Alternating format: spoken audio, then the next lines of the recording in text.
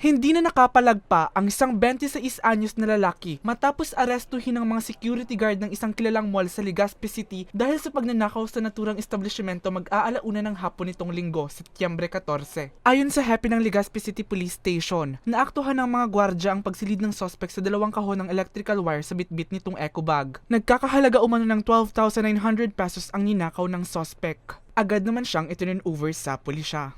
Nagpakita ito ng resibo, pero nung tiningnan yung resibo ay hindi nagmamatch doon sa nakuhang item. Pinorward po sa amin sa Legazpi City Police Station at nung natanong po at na-verify po at based doon sa statement ng mga security guard is napatunayan po natin na may indeed nga meron pong shoplifting.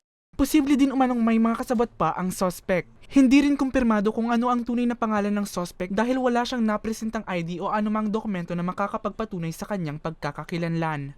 Mukhang modus na po niya pan-interview. Basta pumunta siya, may kasama siya, bumaba sila sa mall. Sabi niya, binibigyan daw siya ng 2,500 pag in case na nakakakuha. So talagang baka hindi lang to nagawa niya dito, baka sa ibang lugar. Naging naging modus niya talaga mag-shoplift sa mga mall. Nasa kustodiya pa ng Legazpi City Police Station ang suspect at posibleng maharap sa kasong theft. Para sa mga balitang Tatak Bicol, Mel Moral.